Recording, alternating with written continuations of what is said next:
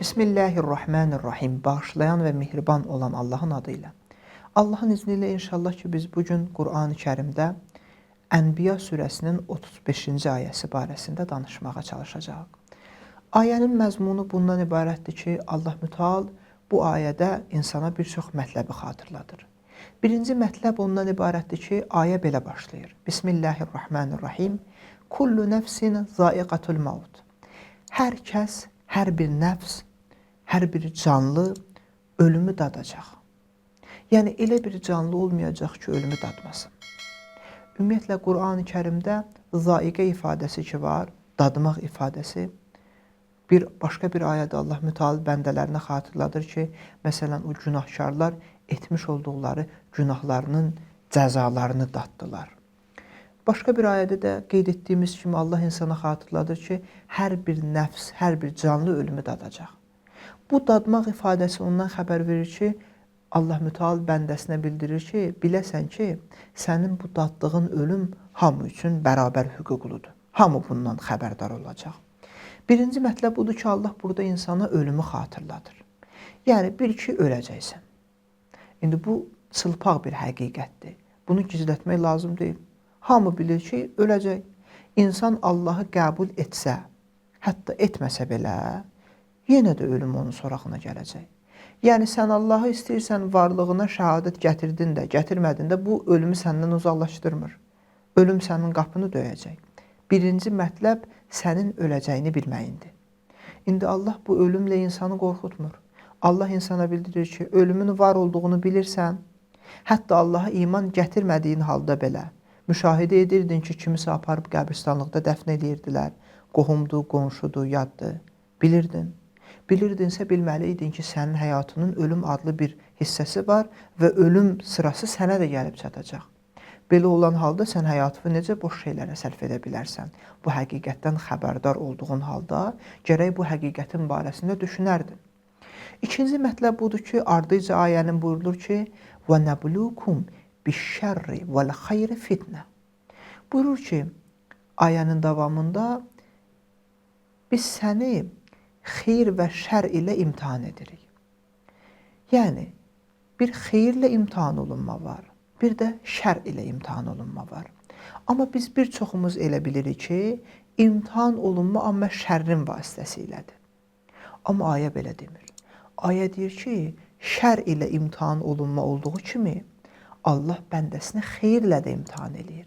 Yəni, sənin əgər başına sənin məsuliyyətindən irəli gəlməyən, yəni səhlənkarlığından irəli gəlməyən bir hal baş verirsə və sən məyus olursansa, pisliklə imtihan olursansa, onu da bilmək olmaz ki, bu şər həqiqi şərdir, yoxsa sən onu şər kimi görürsən.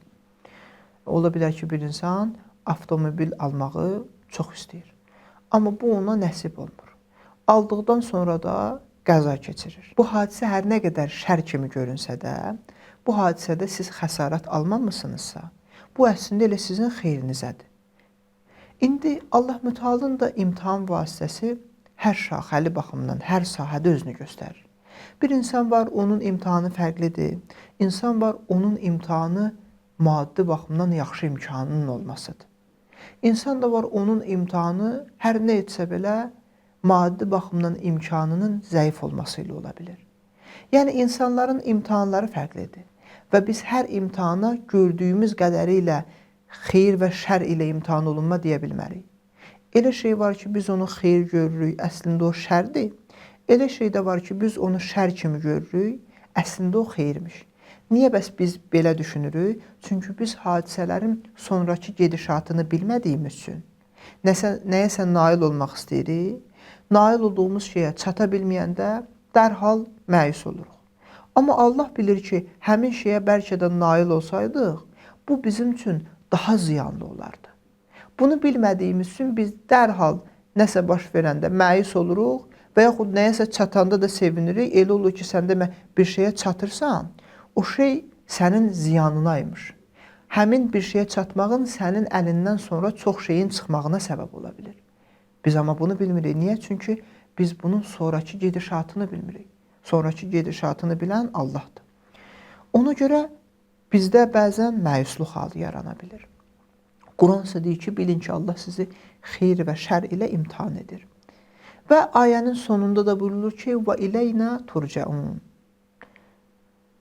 Allah Müteal bütün bəndələrinə bildirir ki, bizə tərəf qaytarılacaqsınız.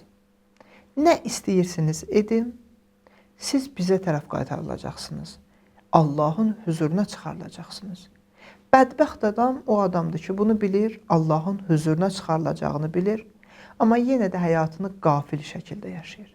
Heç bunlar barəsində düşünmür. Elə yaşayır ki, elə bil həmişə burada yaşayacaq. Həmişə dünya həyatı olacaq, həmişə də bu kiməsə pislik eləyəcək, həmişə də Allahın itaətindən uzaq şəkildə yaşamış olacaq.